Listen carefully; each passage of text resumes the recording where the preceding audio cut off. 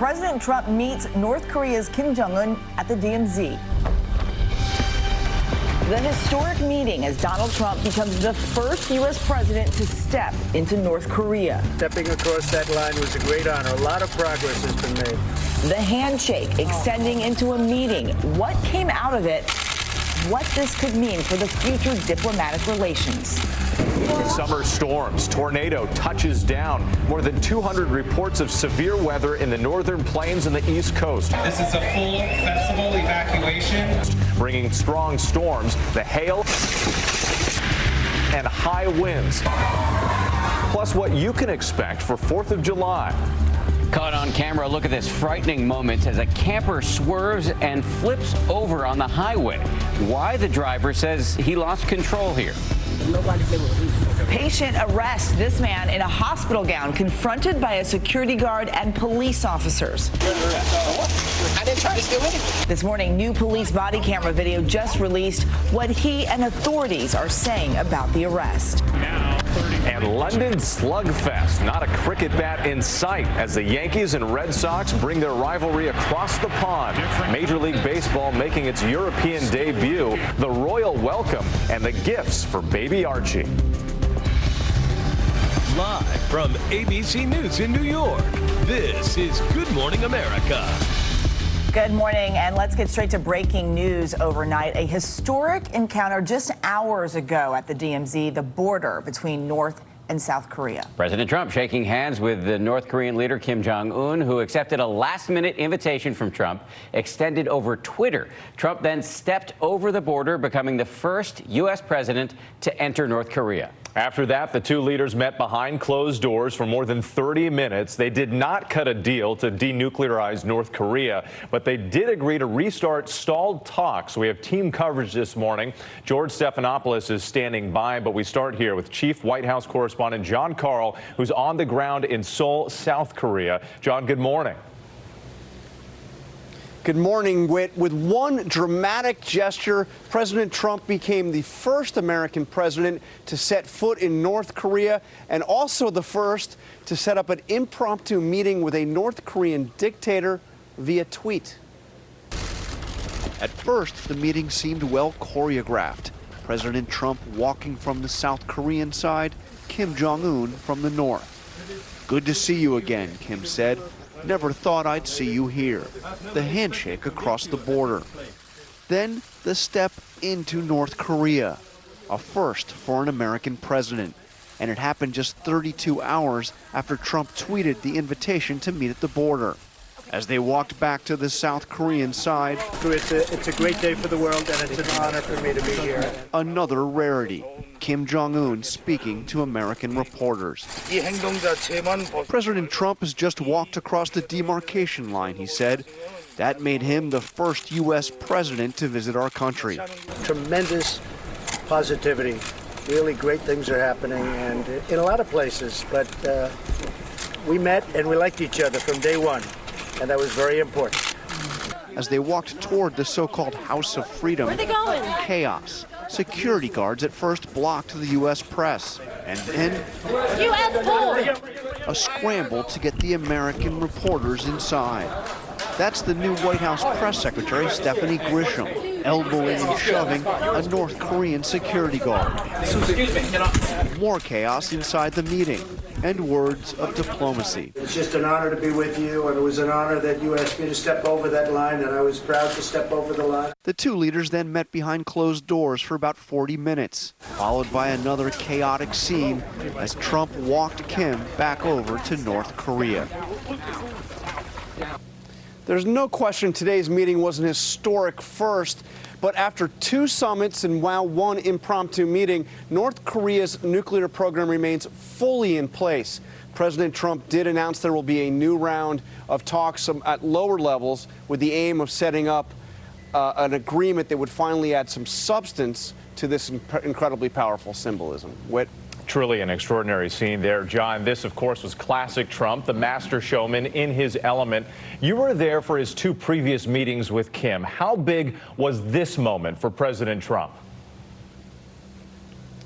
Whit, in terms of sheer performance, this may have been Trump's biggest as president. Keep in mind, North Korea is known as the hermit kingdom. North Korean leaders are famously reclusive. The idea of setting up something impromptu is really unheard of, especially in this dramatic fashion on the border. But as I mentioned, the North Korean nuclear program is fully in place. There has not been any progress towards even an agreement to begin scaling it back. So the big question now is whether all of this symbolism, this big dramatic gamble that the president has made, succeeding at least in a diplomatic way initially more than where his predecessors failed, whether or not it would lead to some kind of agreement to actually end that nuclear program. The important question, John Carl in Seoul, South Korea for us. Thank you.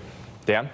Whit and John, thank you very much. Let's bring in our chief anchor, George Stephanopoulos, who will be hosting this week later this morning. George, good morning. Good morning. So that was captivating, a little chaotic. Even though there was no progress on the underlying denuclearization talks, is just restarting the talks a win? I don't know about win or lose, but what we do know is, as John just pointed out, this was the dramatic headline, the dramatic photo that President Trump wanted. He's a great showman. He pulled it off today. There's just no question about that. But when you're looking, first of all, politically and then substantively, politically, the president had it seemed like at first a successful meeting in Singapore with Kim Jong-un just about a year ago.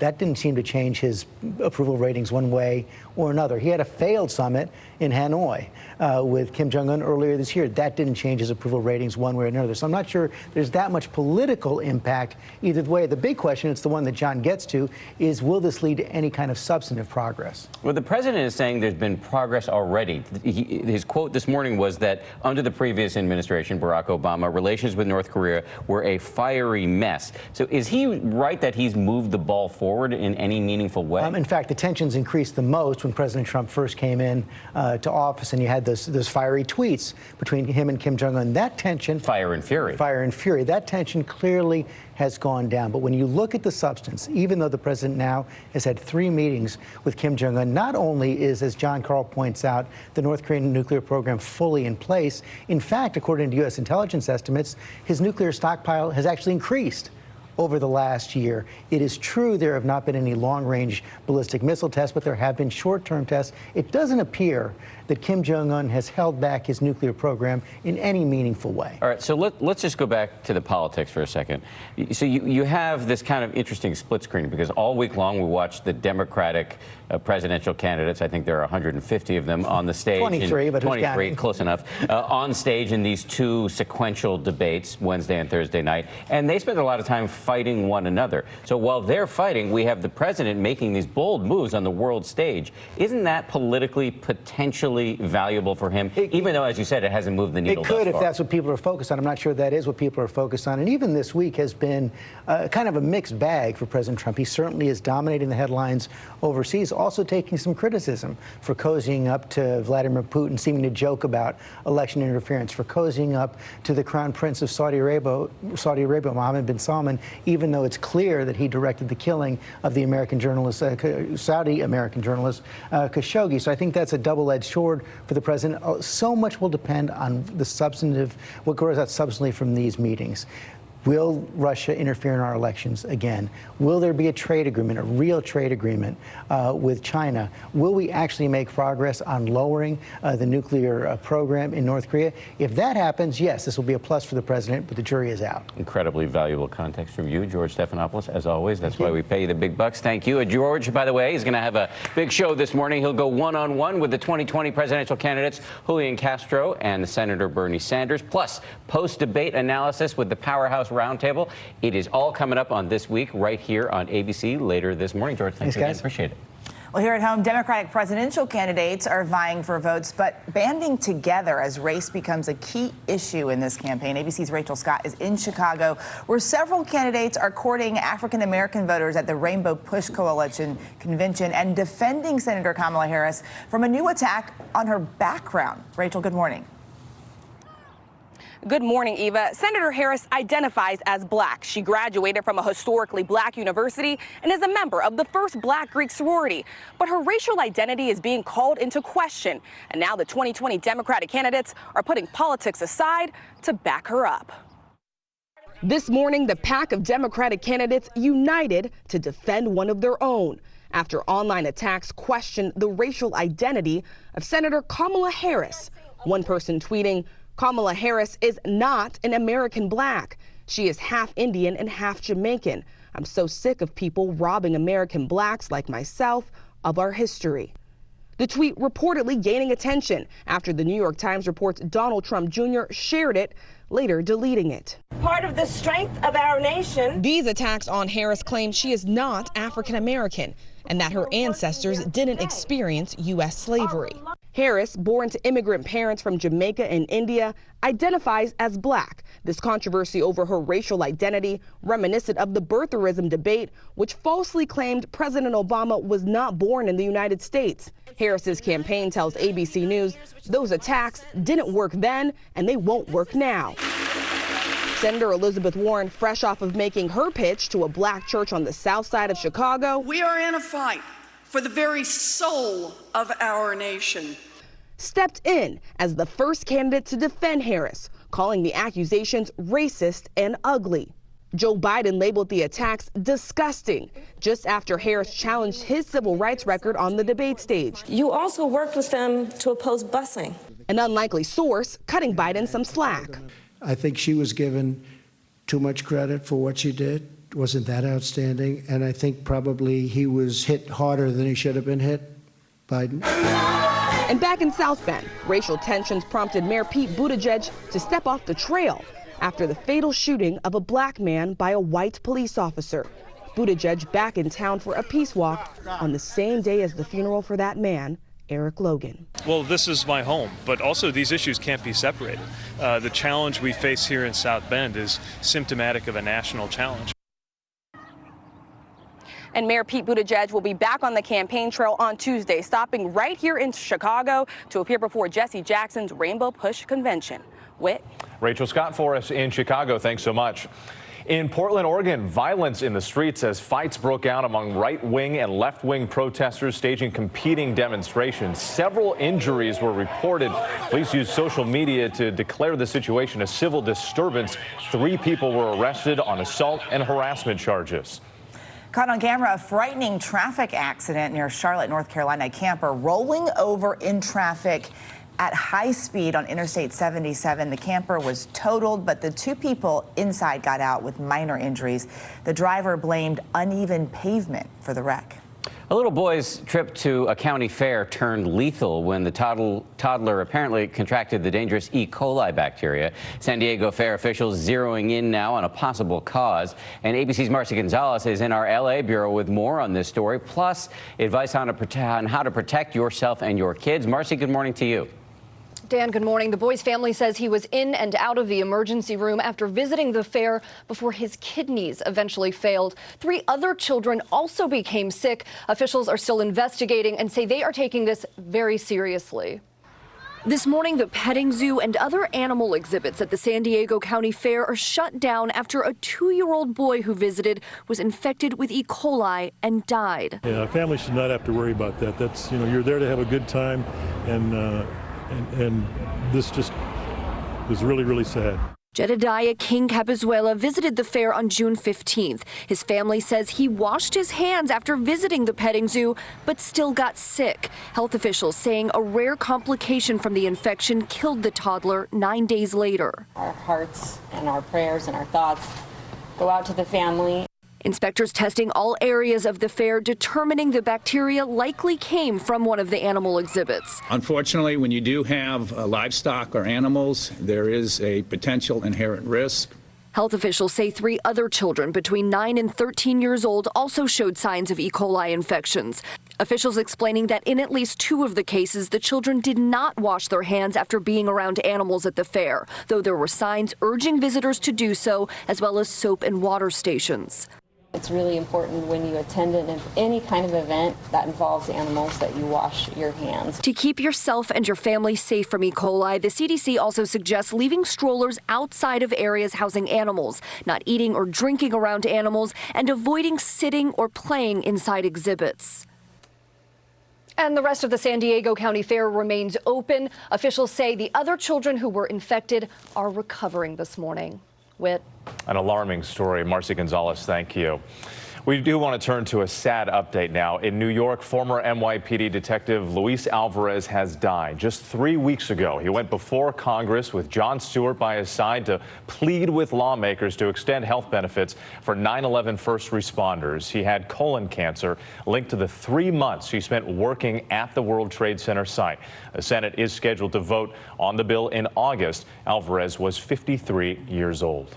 Well, near Los Angeles, a 73-year-old hiker who got lost in the San Gabriel Mountains for a week is safe this morning. Searchers in a helicopter spotted Eugene Joe in a canyon and airlifted him out. Rescuers said he was walking and talking when they found him. He hadn't eaten in 5 days, but apparently survived by drinking creek water. Now to the severe weather slamming a good part of the country. Rob is here with the latest on that and what's coming up next. Robert, good morning. Good morning, Dan. Boy, the heat built up yesterday, only fueling some of these storms. We had over 200 damaging storm reports yesterday from the northeast through the Midwest and the northern plains, where it had winds gusting to 80 miles an hour, big hail, and one impressive tornado. Overnight, a massive tornado ripping through South Dakota. We are watching a tornado. Look as this twister spins nearly stationary right behind these homes. Down the road, the same tornado showing a classic stovepipe shape, lifting dirt and debris in the air. Severe storms also slamming the northeast. Damaging winds leaving 20 people injured at a Christian music festival in Pennsylvania. Tents and other equipment thrown in the air. This is a full festival evacuation due to incoming weather. In New York City, a severe storm prompting evacuations at a Pride event, halting festivities for a short time there. In New Jersey, 60-mile-per-hour winds blowing sand and battering beachgoers, people scrambling for cover. Outside Philadelphia, this house catching on fire. Officials believe a lightning strike is to blame. And golf ball-size hail pounding neighborhoods in Rhode Island. Severe thunderstorm watch out right now. That includes in Minneapolis. You see the strong line of thunderstorms that just rolled through Duluth. This is driving down to the south. This could easily have 60-plus mile-per-hour winds, and that watch is up through the rest of this morning. Again, that heat is still in place, so severe thunderstorms may get down towards Milwaukee, even in Chicago later on today. This is the threat area back through the northern plains. Strong winds, large hail, and yeah, as we saw yesterday, maybe a brief tornado. The front that caused the thunderstorms across the northeast yesterday, that is plowing through, giving us a brief respite as far as the heat is concerned. But other than that, the heat is still on across much of the country. Temperatures are going to be in the 90s. You couple in the humidity, and it feels like 102 degrees today in Des Moines, Iowa. And this will only continue, it looks like, as we go to Tuesday and Wednesday. It really gets over towards the East Coast again. So we're looking at a sustained heat wave here. Temperatures up and over 100 degrees, not just Wednesday, but getting through the 4th of July holiday, potentially even towards the end of the week. 90s are wild here at D.C., Raleigh, Newark, and Philadelphia. So summer is on in full force. All right, here now is a look at your local forecast.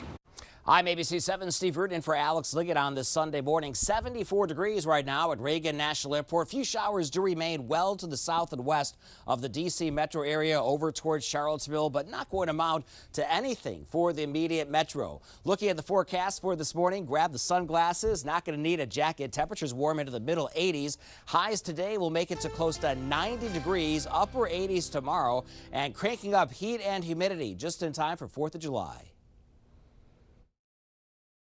Hope everybody survived the storms yesterday. If they were playing the Yankees-Red Sox game at home, it would have been an issue, I think, at least early on. You know how we describe this meteorologically in Boston?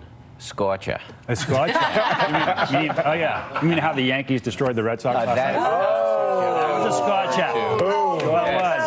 Shots fired. It burns. It burns. And sometimes when there's a clean kill like that, you don't. The move, ladies and gentlemen, is don't fight back. Just let it sit. Speaking of Major League Baseball, the game wasn't here. It was overseas. Putting on quite a show overseas, making its London debut with a classic rivalry, the Yankees versus the Red Sox.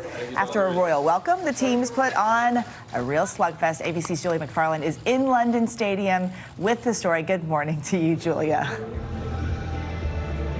Good morning, Eva. They're calling this the old rivalry on new ground. The Yankees beating the Red Sox yesterday 17-13. They meet once more here in the London Stadium and a royal audience watching.